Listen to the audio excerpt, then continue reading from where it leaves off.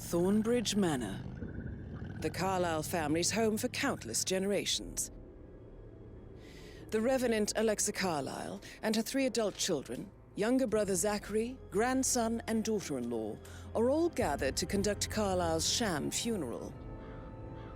Curiously, Carlyle summoned a famous London PI soon after arriving this morning, but his purpose at Thornbridge is yet unclear. Now, the target knows that you're coming, and her guard detail is top-notch. So Mr. Gray will secure their nearby field HQ and intercept all calls going in and out of the estate. Any appeal for backup is going to fall on very deaf ears. Good luck, gentlemen.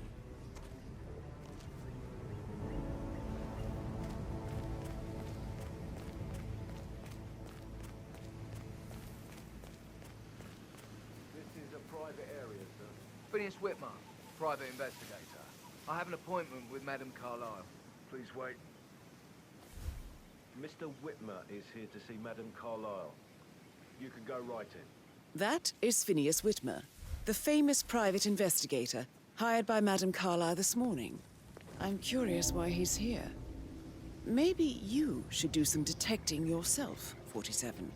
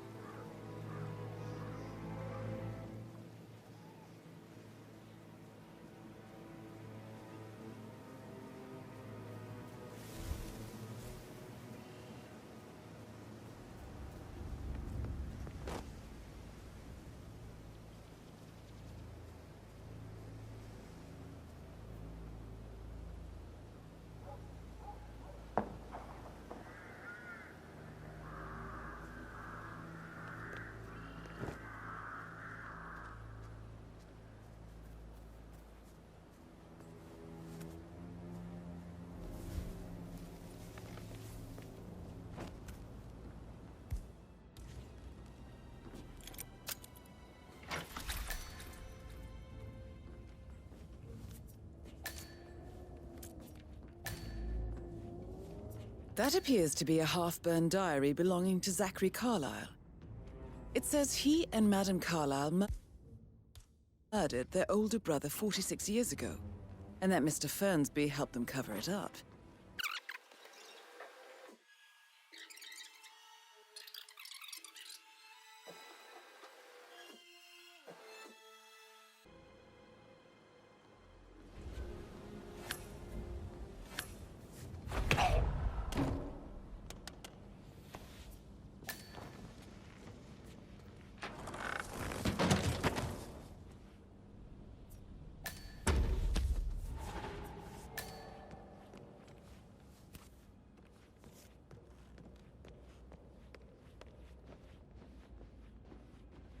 Mr. Whitmer, thank you for coming on such short notice. Hello, sir. A great tragedy has fallen upon us, and I need a quick resolution, handled with absolute discretion. Results and discretion are my speciality. Very well. I suppose you will want to start at the crime scene. In my experience, a thorough examination of a potential crime scene is half the job done. Good. Fernsby will take over from here. I am Mr. Fernsby, the butler. Madame Carlyle has asked me to assist you in any way possible. Mr. Whitmer, I understand that you've traveled from London. Would you care for some refreshments? Or do you prefer to go straight to Mr. Zachary's sleeping quarters? I prefer to get started. As you wish. If you'll follow me, sir.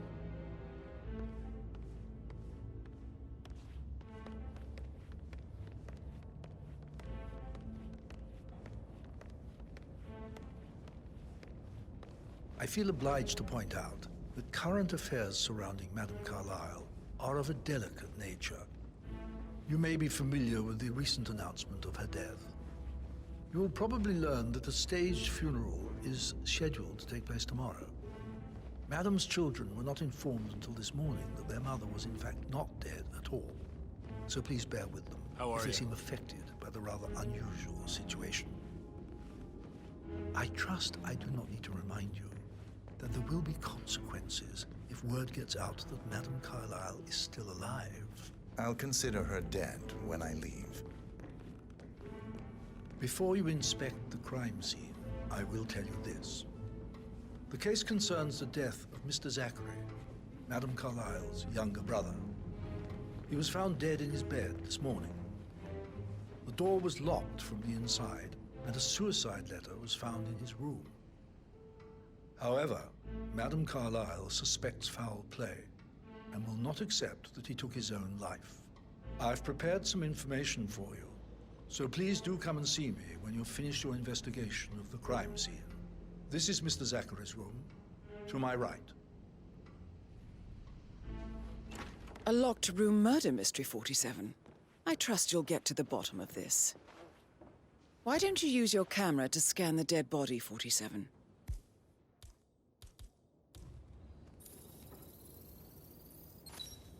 Throat markings indicate a rare, short-lived plant poison killed him. Spread shows time of death at around 10 o'clock last night. You do know your poisons, 47. Zachary's suicide note. Also, a sample of handwriting. It could be relevant to compare to other samples to establish its authenticity. Zachary was shopping for new Wellingtons last night. Not exactly what you would expect from someone suicidal. A hidden door. It's a secret passage. This could explain how the door was locked from the inside. A photocopy of the floor plans. Somebody's been researching the secret ins and outs of Thornbridge Manor. I believe you've done a thorough search of the crime scene, 47. Maybe it's time to see the butler. I'm curious about the information he's prepared for you.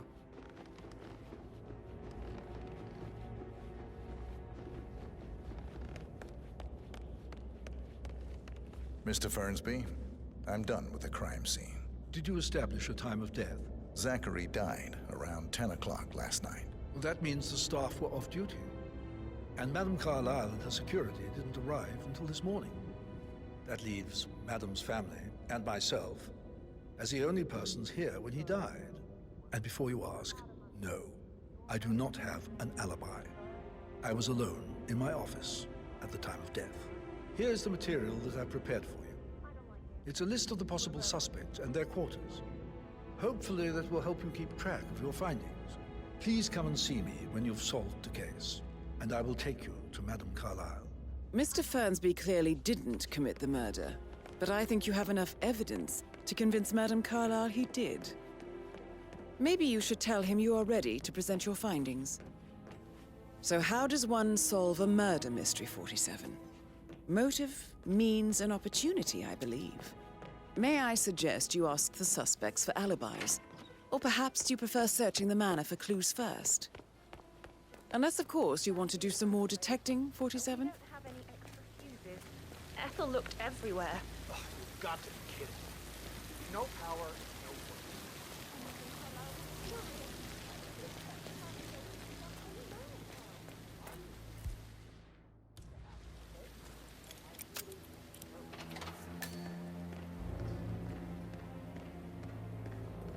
Broken lab equipment. It looks like it was recently used, though.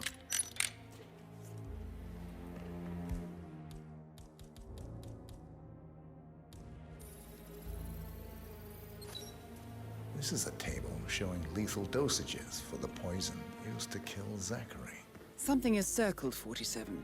Female, age 65 to 79, 60 to 64 kilograms. I'd say Madame Carlyle is next in line for a poisoning.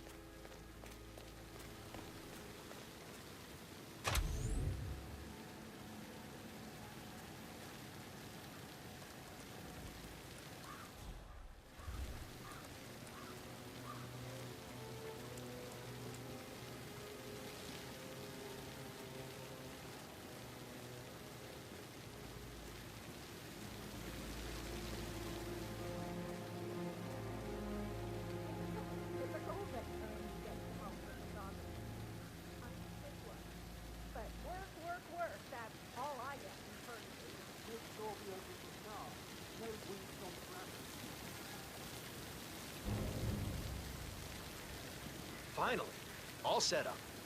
Will you let the family know, please? Perfect. They'll be right down.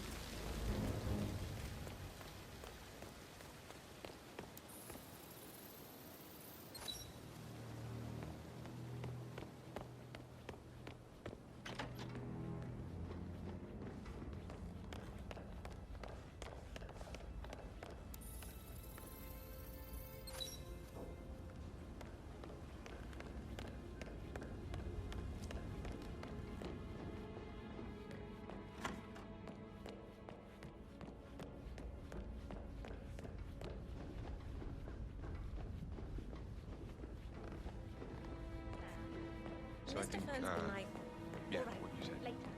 That door leads to Emma and Gregory's room.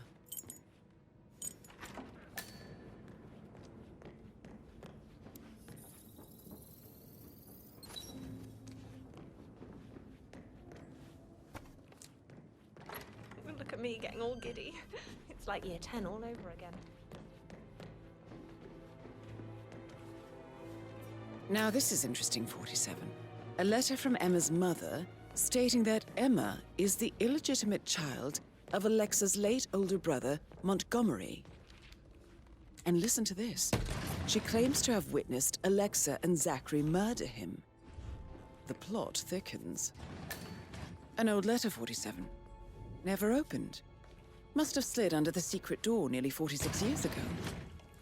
It states that Alexa Carlisle's older brother, Montgomery, wanted Alexa to become the heir to the Carlisle Empire instead of himself. Interesting. You're an excellent detective, 47. Uncovering truths half a century old. If you frame it correctly, I believe you could use the information to convince Madame Carlisle that Zachary committed suicide. That is the door to Rebecca's room. Maybe you should ask Mr. Fernsby to see her. Or perhaps you feel like digging a bit more. I can see from the log that Rebecca was in a conference call from 9 p.m. to midnight last night.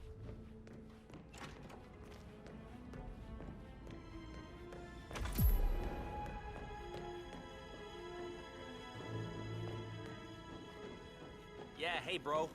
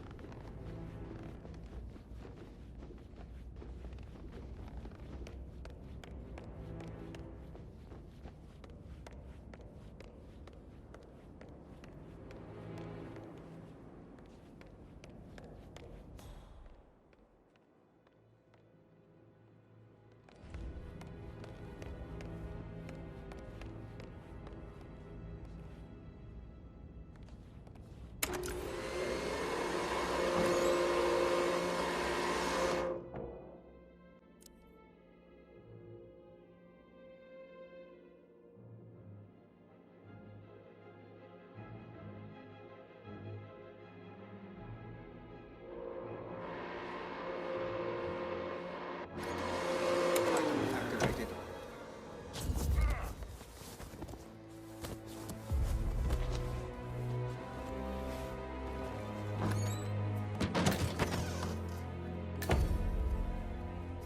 That's a token for a vault in the Milton Fitzpatrick London Bank. You need a pair, and you gain access no questions asked. I bet that's where Madame Carlisle keeps a copy of the Edwards file. Who carries the other one, I wonder?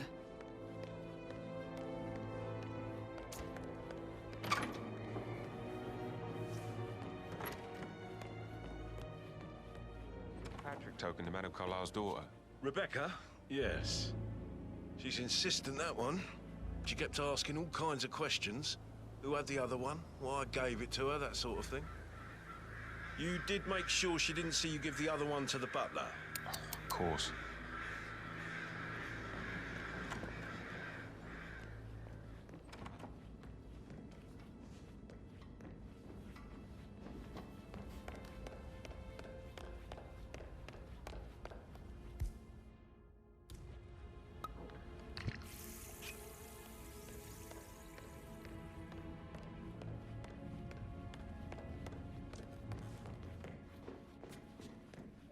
Time, Gregory. I'll wait till everybody is here.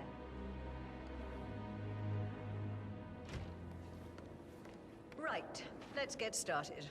I want to keep this short. I know you have a lot of questions. Some I will answer now. The rest will have to wait.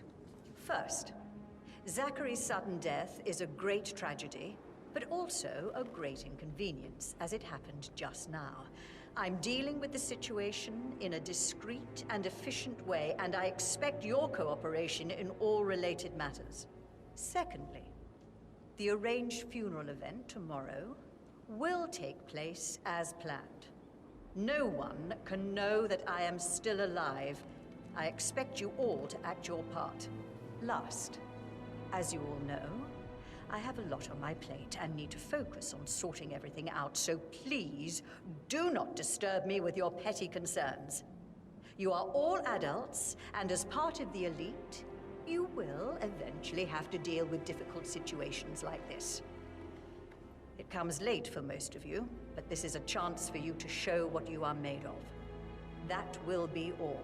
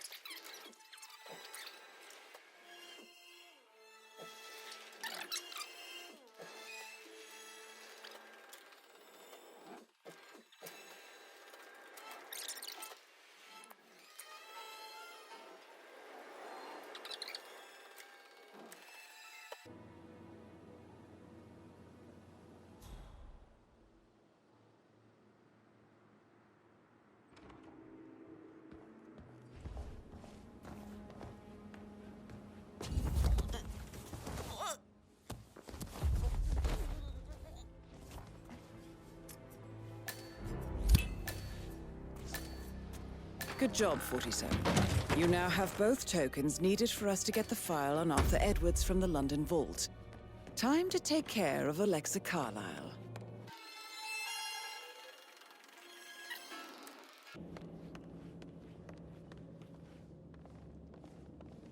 So, Mr. Whitmer, you've reached a conclusion. Take a seat. Please, go ahead.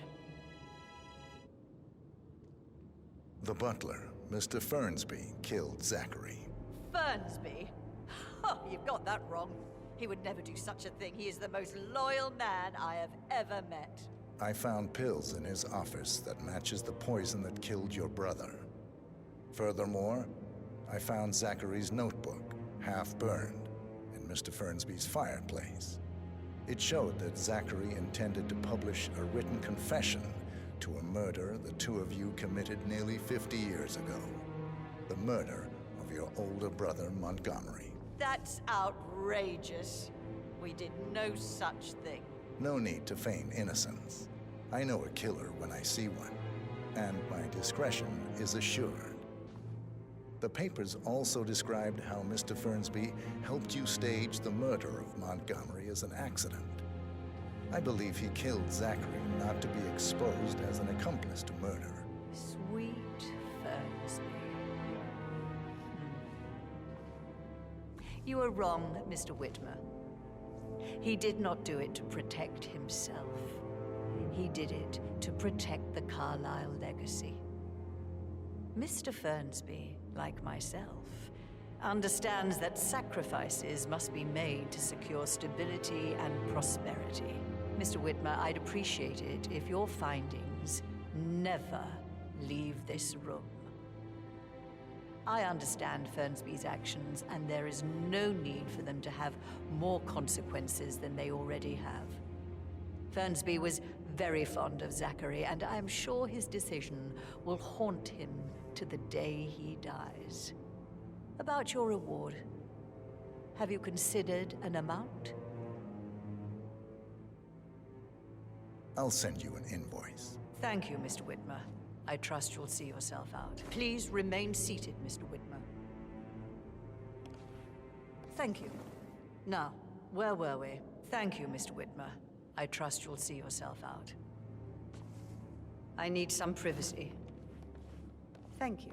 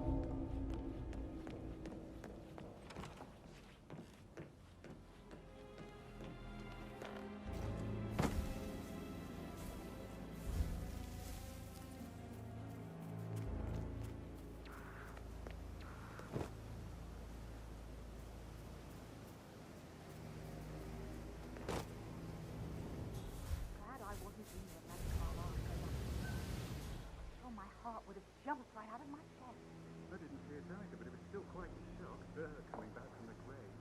And her funeral tomorrow is still going ahead, even though she's still alive. Guests, coffins, priests and all. She never was a cynical woman. That comes downstairs, really dead. You're like Madame Carlyle. It all makes my head spin.